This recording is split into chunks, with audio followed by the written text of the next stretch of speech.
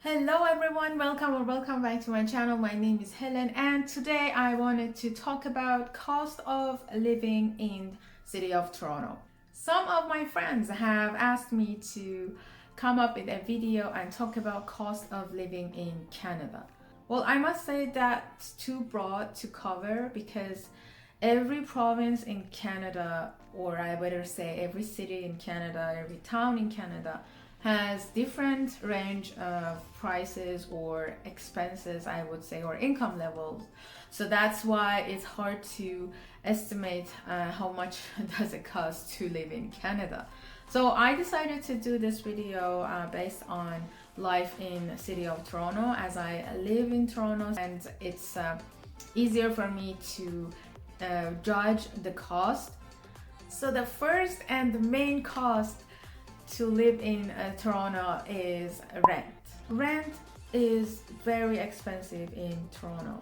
Sometimes you might have to pay half of your income or more to rent if you decide to live on your own and don't share the unit with someone. Renting a one-bedroom apartment in Toronto can cost somewhere between $1,800 to $2,200 in 2021. There are two types of apartments to rent. One is a rental apartment and another one is condo apartment. Rental apartments are slightly cheaper than condo apartments. What is a rental apartment? The apartments that you rent the unit from management and you don't really deal with the owner of the unit, so you go to management and rent from them. Rental apartments won't have laundry provided in suite, so you have to go to a certain floor or where they have provided those laundry, which means washing and drying machines. In rental units, you have hydro, water, and probably internet included in your rent, so you won't have to pay for those. And now let's talk about condo apartments. Well, condo apartment is the one you have everything built in your unit and you will have your private laundry, and in addition to that you will have some amenities like gym, swimming pool, library, party room and study room. Depends on the building, and some of them they might not have swimming pool but instead they have theater room, so it's different from building to building. And some condo buildings cover water, some don't, but hydro you need to pay in addition to your rent, plus you need to buy your own internet. Normally the internet would be between $50 to $70 a month, and the hydro, depending on your usage, will be at least $30 to $50. So again, it's all personal, depends on how much electricity you use. So rental apartments are usually cheaper than condo apartment. But it seems to me that there's not much of a difference in return of what you get for condo building. So it's totally up to you if you really want to benefit from amenities or have your private laundry. Of course, there are different types of accommodation like houses, but price for houses, one floor of the house, if you want to rent, starts from $2,500. So you don't really need that for one person or a couple, but if you are a family of four, that would definitely be worthy to rent a house for $2,500. So there's one more thing that I want to mention, and that's basement apartments. So basements are lower ground floor of houses. You can find reasonable prices to rent a basement if you do not have problem with lighting, because they usually have a small windows. Basement prices start from somewhere between $1,300 to $1,500 in a quite good location. Okay, don't forget that you can rent a room and save some money when you're just coming to Canada. I know that expenses at the beginning are higher because you don't have a job, even a part-time job, to be able to pay for $2,000 for rent.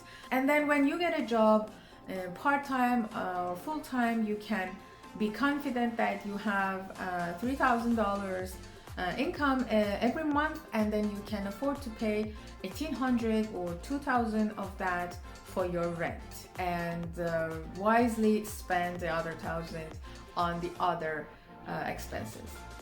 Prices for a room in City of Toronto starts from 800 to 1,400, depending on the location of the building, depending on type of the building, and depending on if it's a master bedroom or it's a regular room. Make sure you watch until the end of this video, because I'm going to take you out and show you a few buildings, or I would say a few unit idea that are 2,000 plus in rent. Let's move on to the second cost, and that's grocery shopping.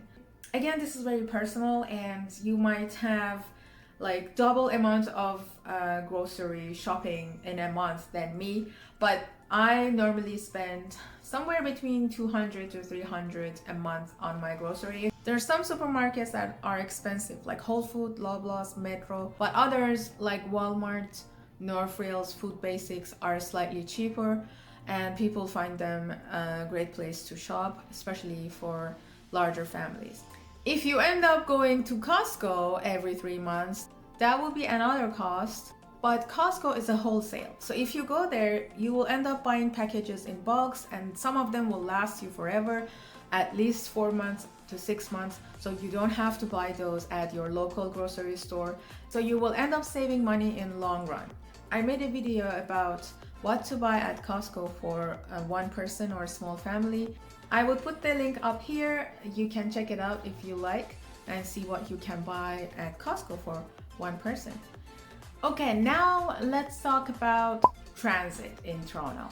So TTC, that stands for Toronto Transit Commission, is another cost that you need to consider, because if you want to use public transportation, you need to either have a one-way ticket or a day pass or a monthly pass. Single trip will cost you $325, and a day pass will cost you $13.50, and a monthly pass will cost you $156.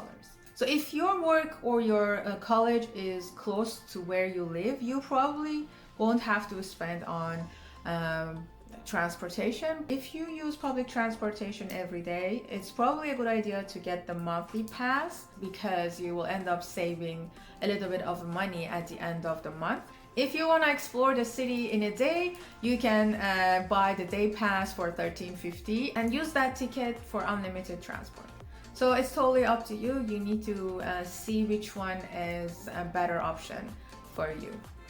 And finally, I want to talk about very personal costs like entertainment, like clothing and beauty and other things that you might like to spend. Those are not considered essentials, but considered essentials for some people. For example, you need clothes, but do you really need to buy clothes every month? That is totally up to you and how much income you have and how you balance your life. If you are paying less for your accommodation and buying more clothes for yourself, and it's totally up to you to see which one you prefer. For example, I like to live on my own apartment, and I don't want to share units, so I basically pay most of my income to my accommodation and my rent, and spend less on other needs. So it's up to you again. If you go to restaurants once a week and spend $30 on meal and probably $50 meal plus drink, you will end up spending $200 on restaurants. I'm not talking about other entertainments here, just going to restaurants. Cost for clothing, beauty, massage, and other personal things are depending on you. For example, I don't shop for clothing that often. I don't shop for beauty that often either. What I would guess that every 3 months, I will probably spend $200 to $300 on personal things, and like clothes and beauty. Okay, now that you know how much it costs to live in Canada or City of Toronto, You might be wondering how much money people are earning to be able to afford these costs. An average income for a person to live in City of Toronto to be able to pay for these costs would be at least $50,000 a year. But let me tell you, from my own experience and some other friends' experience, not many people are earning that much. Normally, what I heard was between 40,000 to 50,000. But let me tell you, 50K in a year would just pay for your expenses. You won't be able to save some money for your future, to be honest with you. So many people are living paycheck to paycheck, and if your income is 100K a year, you definitely will be ending up saving some money for future. But majority of my friends, the ones that I'm close to, talk to me and mention that their income level is about the same, between 40 to 50K, and it is really challenging to save money with this level of income unless you are sharing your unit with someone or you are renting a bedroom. If you are single, if you're managing your life by yourself, it's very hard and challenging to save money for your future. But if you have a partner, both of you are working, yes, it's easier for you to be able to afford one-bedroom apartment and your other expenses and save some money for your future. So life in Toronto, at least I would say, is not easy in terms of money. Okay everyone, that's all about today's video, and I've been wanting to do this video for a long time, and I finally did it. I hope it was helpful, and if you want to move to Canada temporarily or permanently, it can help you to understand and judge the prices. Let me know if you liked it by liking this video, and please subscribe to my channel to support me to do more of these videos for you in future. And until next time, bye, stay safe. Okay, as I promised, I'm gonna show you a few types of apartments that you could possibly rent from $2,000 and up to $2,300 or $2,400 for a month. Okay, on my left hand side you see these townhouses. Some of these houses are small and they are one-bedroom townhouses. Rent for these style of units starts from $2,000 and it may go up to $2,400 a month. They also have a small yard in front at the entrance, so it's a cool idea to enjoy barbecuing in summer. And some of these units are lofts, so means that there are 2 floors and normally the bedroom is located on the 2nd floor. Across the street you see those high-rise buildings and they are condominiums. So rent for a 1-bedroom apartment in these condominiums will be at least $2,000. And those units on the ground floor, they are called townhouse condo units. That means they are part of that condominium and residents can benefit from amenities just like others, and the only difference is that they have their own individual entrance from the main floor and they have their little yard in front. The rent for these condos will be quite similar to other units and it will be minimum of $2,000 a month.